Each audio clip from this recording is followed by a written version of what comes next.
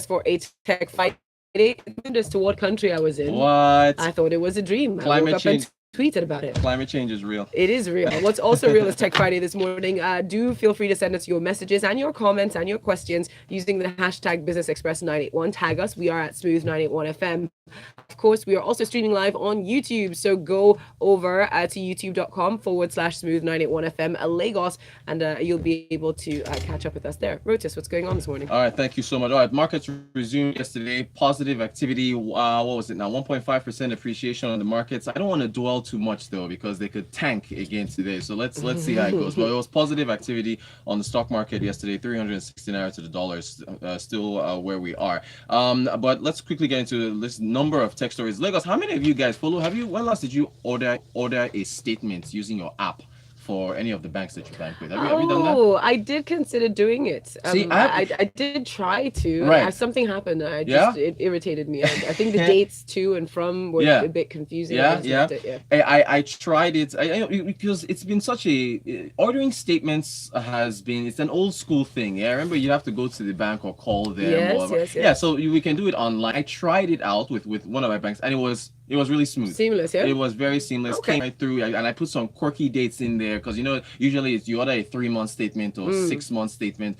I think I did like 6.5 months or 7.5 months. I just did something very weird, and it came out pretty well. Excellent. Pretty well, yeah. Excellent. So that was a bank of it. This other bank, I have to mention them though, just to let people know. You can now order your statements via your app to be sent to an embassy if you're applying for a visa. I saw that. The Orange Bank. You guys know what the Orange Bank is. Yeah, I did see that because they were advertising it for a bit. So I did. Yes, see that. yes, they are. Yes, indeed. So whether you're using internet banking or using mobile banking, you can hop on there and then make a request for the statement to be sent directly to the embassy. I hope they spread that out and make it easy to be sending it to. I don't know if you're applying for a loan, if you're whatever it is, just get the statement and send it directly to the individual. Let me tell you why this happened for all the men whose wives were taking over their statements to go to the embassy and they were seeing things on the statements that shouldn't have been there. They went to the banks. They were like, "Listen, you need to figure this out. Exactly. Figure it out." That's what happened. But you guys out there, let me know if you've ever ordered statements. If you ever use your app to order statements, how the process has gone. It's true. And I jumped into my WhatsApp group for tech with a couple of people. I was like, "Hey, have you guys tried this?" And they were like, "Yeah, we've also ordered our statements with apps, and they've been pretty seamless with a number of banks."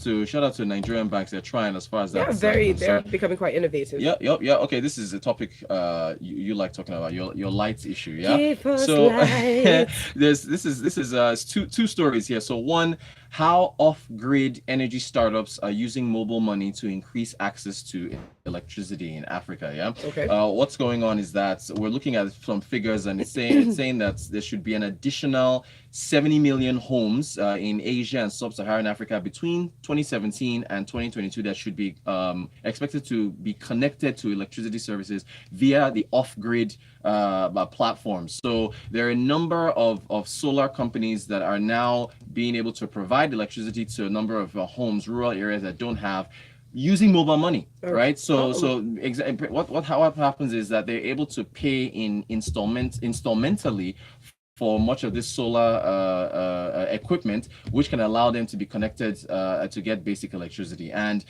it works because, as far as mobile money is concerned, Africa is, I don't know if it's an irony saying Africa is the leader in mobile money, because a number of other civilizations have gone ahead beyond that, right? But it works. So there are a number of companies that were profiled. The M-Kopa in Kenya, PEG Africa in Accra in Ghana, Zola Electric, I believe in Tanzania, Lumos here in Nigeria. Lumos partnered with what was it? Now, one of the telcos in order to provide little solar units for folks. But you know that mobile money in Eastern Africa has actually kind of moved ahead. It's so far ahead. Yeah, where we are in Nigeria. So that's still something that needs to be looked at. There's the whole issue with NIBS and the connectivity here, or that's pushing that back. But it is working out for a number of African nations. So poor individuals that make like between $5 to $10 a day, they're able to make a small instrumental payment and get solar equipment, and then start making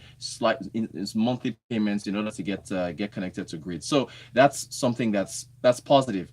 Now, there's another article here, which you don't have light yet, so why are we doing this? But the article says, the title is, the world is leaving Africa behind in electric vehicle adoption, right? So of course, the first thing that one would say is, why are you looking at creating or building electric vehicles when you don't have lights? Now, so hold on a second. The thing is this: we can't allow the lack of lights, right, to hold us back when it comes to developing electric vehicles. We should at least look at it. So that's all the article is saying. The article is saying that, look, the rest of the world is moving ahead, but of course the natural pushback on that is that, look, you don't have, for us example in here, who would start looking at building electric vehicles when there's not enough power supply? But it shouldn't, the thing is, it shouldn't stop us. Yeah. It shouldn't. Okay. I mean, it's still something to think about. It is still something to at least start. I mean, there is some power, during, yes, there is some. It should allow us to at least start to say, okay, look, how do we maybe develop vehicles that don't use as much power, and so on and so forth. So it's an interesting article. Build it and they will come. Exactly. Build it and they will come. Exactly.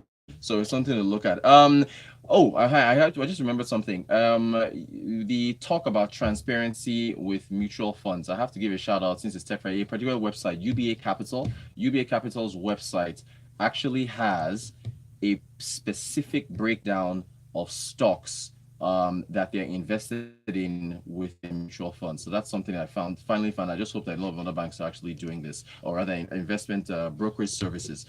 So that's something you guys can also check out.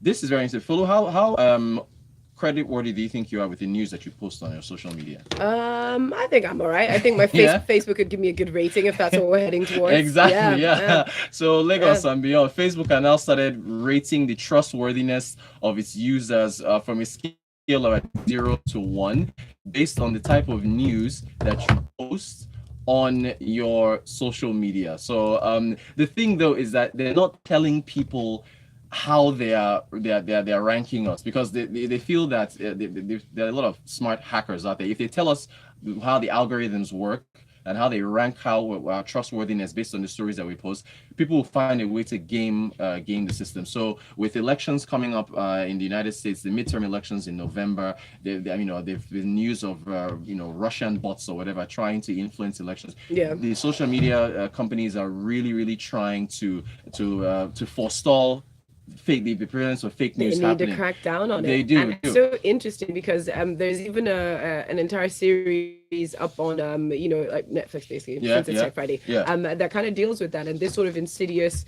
growth of fake news, alternative news, what's going on in different people's silos. It's very interesting. It's happening. There is something interesting though. They set up, they have users that are supposed to flag news that is untrustworthy. But what they're finding out, this is something else that's going on, is that some people are flagging news that's untrustworthy. They don't agree with it. So Fisaya is not here today, but like Fisaya is a Trump fan, right? He's an open Trump supporter. If Fisaya was a user on Facebook, he would flag news that, okay, if something is attacking Trump, he'll say, no, that's not true. And he'll report it to Facebook as fake. So that's a challenge. Everybody's so divided now politically. It's, absolutely. And they're also divided, really, I think, by our information bias. Because depending on what you've searched for and what you obviously consume, all the search engines now tend to collate and find information towards that. So you're always going to be heavily polarized if that's what you're relying on, as opposed to, being neutral, or just old school going out. Very interesting. Do you believe that anybody's targeting Nigeria for the elections coming up next year? They might. So I brushed it off. Of course. People we have money here. Have you not seen what's going on in the streets? People are fighting for serious things here. We got messages? Yes, we do have a few messages. Victor Asai sent in a message to say, please, how can I reach the mobile money guys for the solar installation? We've not had power supply since March because we protested for a prepaid meter. Victor, you have to stay strong. But it's Lumos, Lumos. Yeah, it's Lumo. So Google Lumos and see if you can to reach them and see what they can do for you. Okay, Ziva sent in this one also on WhatsApp to say, I've used the app to request for my statement for a loan. It was amazingly seamless and hassle-free and fast. Nice. Go Orange Bank. Orange Bank. I like that. Okay.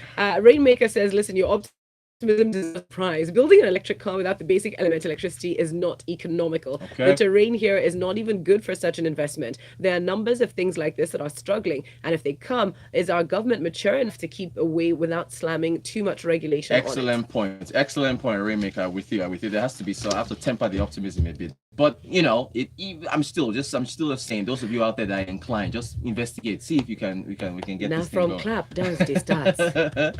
All right, speaking of elections, still on elections, Kenya's electoral agency is keen on using blockchain technology to enhance transparency. Sierra Leone, I think last year, the year before, Sierra Leone did actually try using blockchain for as a test in one of their elections. It went relatively well. As you know, blockchain is what Bitcoin is built on, and it's supposed to be a transparent verification platform. So I think the idea, what the Kenya's Independent Elections and Boundaries Commission, what they want to do is to use it to try and verify votes that are you know, when people cast their votes. So I think if they're doing this, they have to now tend towards e-voting in some way or form. I mean, because that's what blockchain is. It's electronic. I think we talked about this on the show, I don't know how many moons ago, and people weren't very keen. In fact, were you even down with the voting by SMS here? No, yeah, I'm we said really it wouldn't work, not down with right. here. I'm down. I think it will work. I mean, I know it's still a No. not a very, very solid system right now. But if we want to get young people to vote, we'll have to start looking at SMS voting. But anyway, listen, it's going to cause more, because one thing you can't really deal with in an election, or something that will cause real problems in any elections, is trust, or trust in the results. Right. And even with more traditional voting methods, there's already issues surrounding whether or not the results are real. Now, when it then comes down to electronic voting, which people still don't really understand, we haven't even cottoned on to buying things in mass numbers online yet, which is why our e-tech companies have been struggling. I think if you want to put something as controversial as voting via SMS, you're going to have real issues. People will not agree with those results, even if they are valid. There are a lot of stakes riding on it as well. Absolutely, it will shake up the polity way too much. Hey, but look, shout out to Kenya. Kenya, they're leading the way in mobile money. Their tech environment is very impressive. So of course, Kenya would want to go ahead and try to use blockchain technology to vote. So we'll see how that goes. Another message, Olumide, yeah? Yeah, just saying the blue bank with the shield works for him with regards to getting his mobile app to request a statement seamlessly.